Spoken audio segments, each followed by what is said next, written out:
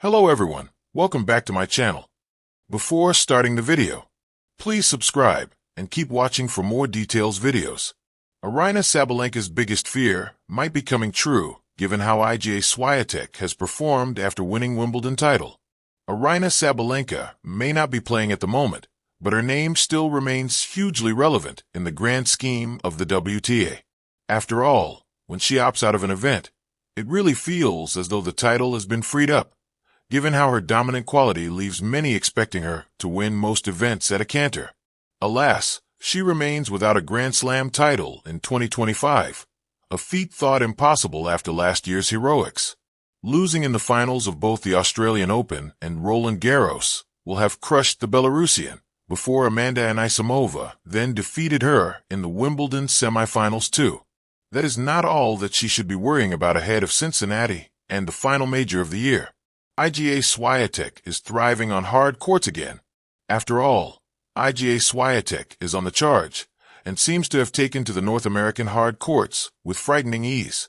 Normally, Aryna Sabalenka has showcased a dominance like no other on this surface, exhibited last year when she stormed to the Cincinnati Open title before then cruising to US Open glory as well. However, with Swiatek having swept through her opening two matches at the Canadian Open, as the already weakened draw has continued to fall apart, the Polish player is now the overwhelming favorite to claim this Masters 1000 title. Given Sabalenka pulled out of the Canadian Open, it might provide her 24-year-old rival with the perfect platform to thrive on this surface and head into the next few events brimming with confidence. And should she win in Montreal and go deep in Cincinnati and New York, the pressure it would put on the three-time Grand Slam champion's #1 spot could terrify the world's top-ranked woman. Aryna Sabalenka could soon lose the world #1 spot, with Swiatek on the warpath. While Sabalenka has plenty of points to defend, this could be the start of a dramatic rankings swing that sees the latter's biggest fear come true. After all, at one stage, she would have felt like nobody could touch her in terms of her ranking, so comfortably atop the charts. But now, with Swiatek potentially on track to gain 1,000, the comeback has begun. If the youngster manages to win or go deep in both Cincinnati and the US Open, while Sabalenka fails to at least reach the finals, the swing in ranking points won and lost by both could draw them dangerously close together. Before the year is over, there might well be nothing in it. In the world of professional tennis, fear is not merely a fleeting emotion. It is a shadow that follows even the brightest stars. For Aryna Sabalenka, a powerful and tenacious force on the WTA Tour, that fear has never been about failure. It's about being eclipsed. And as the summer sun of Wimbledon 2025 set on center court, it may have lit the flame that brings her greatest dread into full, undeniable reality. Iga Swiatek's domination across all surfaces. A new queen of grass. Until recently, Wimbledon was the elusive crown in Iga Swiatek's regal collection. The Polish prodigy had mastered clay with the grace of a ballerina and the precision of a surgeon, collecting Roland Garros titles like seashells on a beach. Hard courts had begun to yield to her relentlessness as well. But grass? That was where Sabalenka had found her breathing space, her chance to break the Swiatek spell. And for a while she did. Sabalenka had long been considered one of the few true threats to Swiatek's reign, especially on the faster surfaces. Her brute strength, explosive serve, and fearless demeanor made her Wimbledon's warrior. While Swiatek stumbled on the slippery blades of SW19 in previous years, Sabalenka surged, semifinals, finals, glory within reach. But then came 2025. Swiatek didn't just win Wimbledon, she conquered it. She floated across the court like she'd been born on grass. Her drop shots died like feathers on silk, and her baseline control smothered every opponent. Most tellingly, she did it with a calm, ruthless focus that whispered, "I've figured it out." When Swiatek lifted that Wimbledon trophy, it wasn't just a victory, it was a declaration. The final surface had fallen. And now, Sabalenka is left asking the question she's feared most. What's left for me? The psychological battlefield. To understand Sabalenka's inner storm, you need to look beyond rankings and titles. You need to dive into the psychological terrain of rivalry, where confidence is currency and timing is everything. In recent years, Sabalenka had clawed her way to the top with guts and grit, forging a path marked by emotional volatility and fiery comebacks. She had matches where she looked unbeatable, serving like a cannon and hitting lines like a marksman. But she also had moments, those cursed double faults, those mid-match meltdowns, when it seemed like the only opponent she couldn't beat was herself. Still, she believed. She believed because there was always a chink in IGA's armor, Wimbledon. The idea that Swiatek wasn't invincible on grass gave Aryna the psychological foothold she needed. It was the crack in the empire wall. But with that fortress now repaired, strengthened, even, Sabalenka may be facing the one thing no athlete can fully prepare for. The moment when your rival becomes untouchable. The ghost of 2023. Let's rewind to the 2023 U.S. Open. Sabalenka had just ascended to the world #1 ranking. Swiatek had stumbled earlier than expected, and for once, the stage seemed set for Aryna's full coronation. But Coco Gauff had other plans, stealing the show and the trophy. Still, Aryna held onto the belief that her time was coming. She ended that season with the knowledge that she'd finally reached the top, and that Swiatek could be beaten.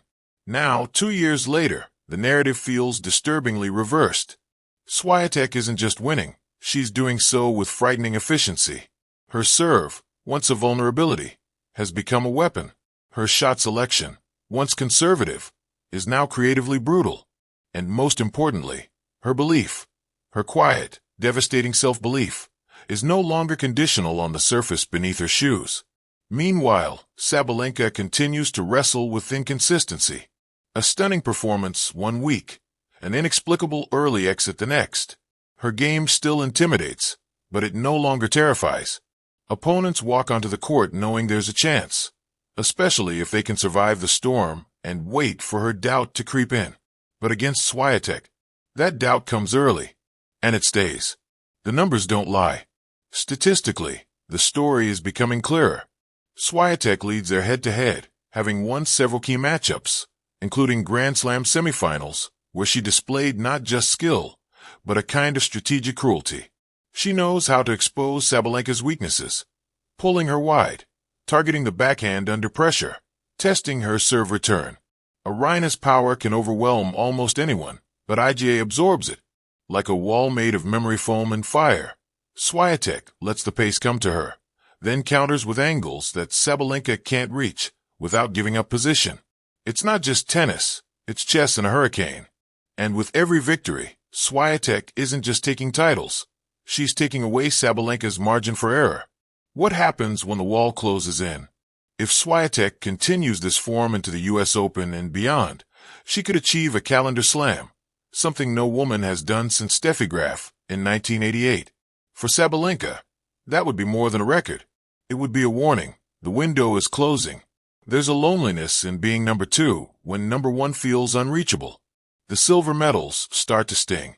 The highlight reels lose their glow. And the whispers begin. She's good, but not great. Not like Swiatek. And that is Sabalenka's true fear. Not losing, but fading into the supporting cast of someone else's dynasty. The fork in the road. So, where does Aryna go from here? She has two choices. One, she succumbs to the fear. She lets the inevitability of Swiatek's dominance wrap around her like a fog, clouding her decision-making, tightening her already temperamental nerves. She becomes what many feared she might be, a powerhouse without a plan, a storm that comes and goes but never stays long enough to change the climate. Or, she digs deeper. She studies Swiatek not just as an opponent, but as a mirror. What has IGA done that she hasn't? What part of the game still eludes her mastery? It may not be about hitting harder or louder. It might be about thinking sharper, calmer, deeper. About choosing her moments, building points, developing not just weapons but strategies. Sabalenka has the raw tools to beat anyone. But to beat Swiatek now, she'll need something else. She'll need to evolve. The beauty of the fear. In a strange way, Sabalenka's fear might be her salvation. It is a signal, not of weakness, but of relevance. To fear being eclipsed means you are still within the light. The question is whether she can turn that fear into fuel. The greats do. Federer had Nadal. Nadal had Djokovic. Djokovic had all of them. They sharpened each other, transformed one another. Perhaps Swiatek will do the same for Sabalenka. Perhaps the greatest rivalries are not the ones you win, but the ones that force you to rise, again and again, to find your place in the fire. Final thought. Wimbledon 2025 may go down in history as the tournament that crowned Swiatek the queen of all courts. But for Aryna Sabalenka, it might be remembered differently, not as the end of her hope, but as the beginning of a reckoning. Her greatest fear may be coming true.